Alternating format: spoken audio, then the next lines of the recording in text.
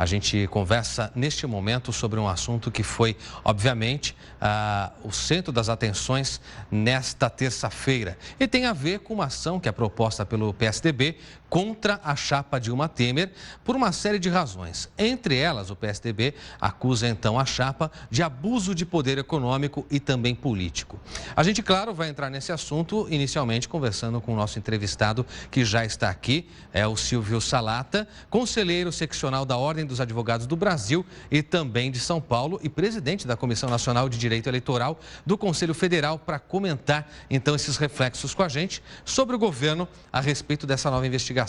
Silvio, um prazer. Boa noite, por favor, fique à vontade. Prazer recebê-lo. Prazer. Doutor Silvio, é inevitável a gente, antes de tratar desse assunto, explicar para o nosso telespectador. Quando alguém é acusado, numa ação dessas, de abuso de poder político e econômico, isso quer dizer o quê? Que, por exemplo, pelo menos no meu entender, a ex-presidente Dilma, no uso das suas atribuições de presidente, teria se excedido, então, durante a campanha? Seria mais ou menos isso? Clébio, a ação de investigação judicial eleitoral, uma medida no campo do processo eleitoral, uma das mais importantes, visando apurar abusos no curso da campanha eleitoral. O abuso do poder político, o abuso do poder econômico ou o uso indevido dos veículos de comunicação social, rádio, televisão e internet.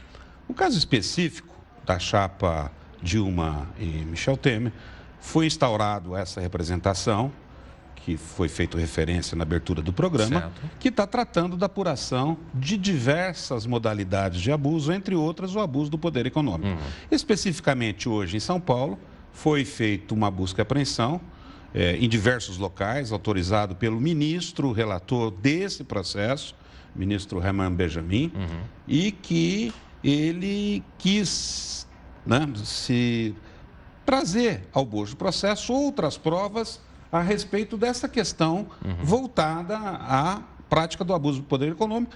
No uso de gráficas, material, chamou um pouco a atenção, segundo notícias e pelo próprio despacho, de que teria havido gastos ilícitos e possivelmente arrecadação ilícita também no curso da campanha eleitoral da presidente Dilma e da ex-presidente Dilma e do presidente Michel Temer, no que tange a despesas com fabricação, produção de matéria publicitária da campanha. São os santinhos, aquelas cartilhas, todo aquele material que é distribuído. E pelo que eu percebi, o ministro se impressionou muito que alguma das gráficas não teriam equipamentos técnicos para produzir material no vulto, no montante financeiro que foi apresentado na prestação de contas. Portanto, essa é mais uma medida da Justiça Eleitoral para apurar essa questão da prática do abuso do poder econômico pela chapa vencedora. Agora, doutor Silvio, é muito interessante, claro que a gente vai entrar no que isso pode trazer de problemas ao atual presidente e também à ex-presidente, mas claro que os advogados de ambos vieram hoje a público para trazer as versões de cada um deles. O advogado da ex-presidente Dilma deixou muito claro uma questão que chamou a atenção, e foi isso que eu matutei durante a tarde e queria lhe perguntar, tenho certeza que é dúvida de muita gente. Estamos com o judiciário em recesso. Ex-presidente Dilma disse, como é que pode, então, uma ação dessa ser desencadeada no meio do recesso do judiciário? Esse hábito pode acontecer? É comum que isso aconteça mesmo com o judiciário em recesso? Será que o ministro relator não entendeu a urgência, talvez, para não se prejudicar a deterioração dessa prova? Pode ter sido Talvez isso, então. Ele tenha tomado uma cautela, não é? Eu acho que isso foi uma decisão dele. Eu acho que a questão do recesso, eu acho que não envolve muito, porque o processo está se desenrolando normalmente. Eu penso, para o processo, é uma coisa... Acredito que o ministro tomou uma atitude para evitar algum problema um pouco mais grave durante essa tramitação do processo. Perfeito. Agora, de outro lado, também houve a resposta do advogado do presidente em exercício, Michel Temer, que disse que deveria haver, então, uma ação separada buscando os responsáveis pelos pagamentos. É possível se fazer uma divisão dessa num processo dessa magnitude? Clébio, veja, existe um dispositivo constitucional hoje na nossa Constituição da República que prevê que a eleição do chefe do Executivo, do presidente da República, importa na eleição do vice-presidente. Portanto, nós temos a ideia de que hoje, no ordenamento constitucional, é fixado que o presidente da República e o vice integram uma chapa una e indivisível. Certo. Correto? Quer dizer, no campo do direito eleitoral, se houver a cassação do presidente, cassação do diploma da presidente. Veja, ela perdeu o mandato através do impeachment, mas ela tem essa AIGE, Ação de Investigação Judicial Eleitoral, em curso, que poderá resultar ainda na condenação, não é? No reconhecimento da prática do abuso e numa condenação de inelegibilidade contra ela e contra o presidente Michel. Por quê? Que agora é o presidente. Porque ela é unidivisível. Está na Constituição que a eleição de um implica na eleição do vice-presidente. Então, eu penso que essa característica constitucional no sistema político brasileiro, eu acho que ele está inabalado. Eu penso que teria que se apurar. Eu não acredito de que haveria, não é, uma separação de contas. Eu posso imaginar que se o presidente Michel Temer tivesse separado a conta dele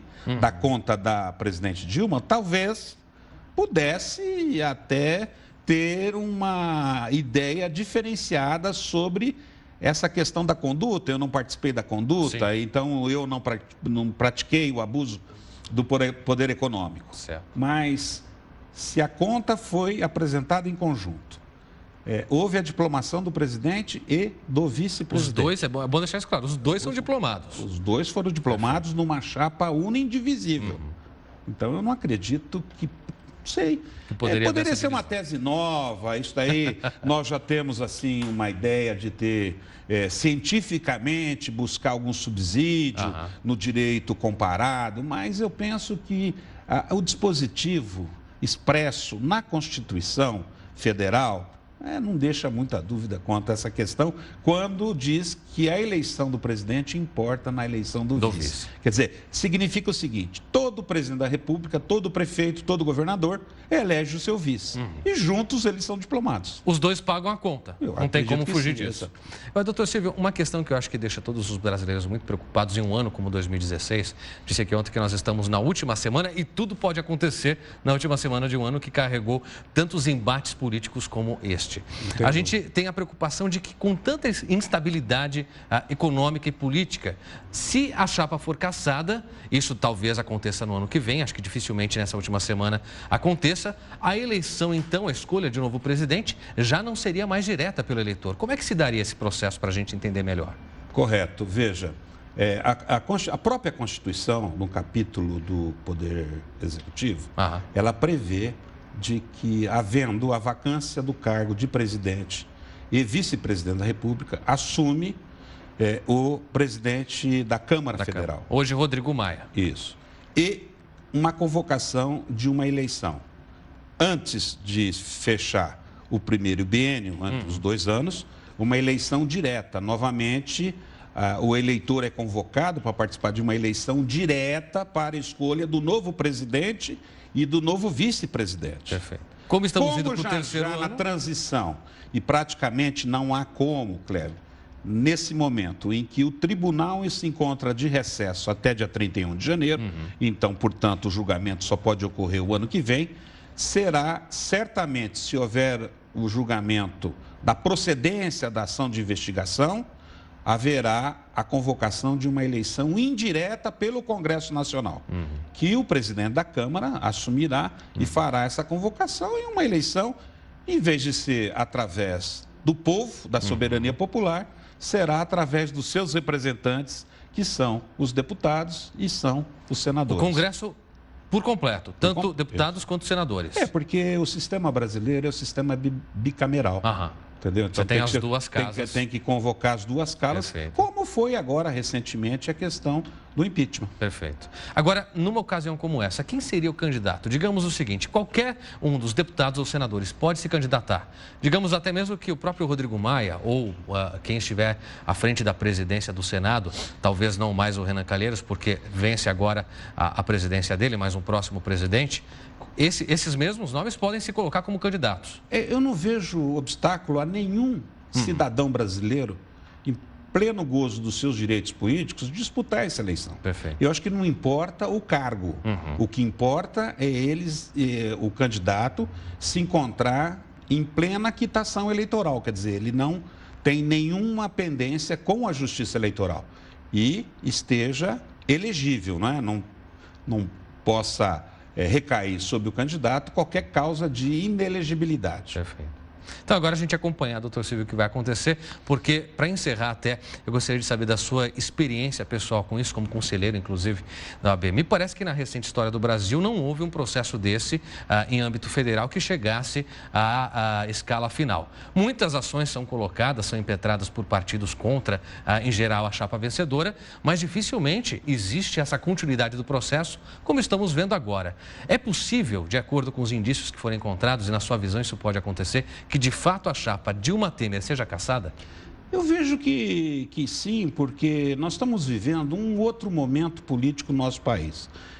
Se nós fizermos uma retrospectiva e voltarmos a 20 anos atrás, nenhum de nós acreditaríamos que nós iríamos assistir essa situação que nós estamos assistindo hoje. É uma coisa que macula a história política brasileira, mas lamentavelmente teve que ocorrer. Então, eu também não posso deixar de me convencer de que, havendo esse julgamento pelo Tribunal Superior Eleitoral, 7 experts de direito eleitoral, 7 brilhantes ministros, terão uma decisão mais correta. Acredito que, havendo provas no sentido de configuração da prática do abuso do poder econômico, que seria genericamente gastos ilícitos, arrecadação ilícitas, o povo tem acompanhado isso e tem assistido isso, de que a campanha realmente houve exageros. Então, eu acho que não estaria muito longe, nós estaríamos próximos de assistir na história política do país o primeiro caso emblemático tratando da Justiça Eleitoral brasileira decretar a cassação do diploma da Presidente da República e do Vice-Presidente da República. Perfeito. Doutor Silvio, muito obrigado por sua disposição em conversar com a gente.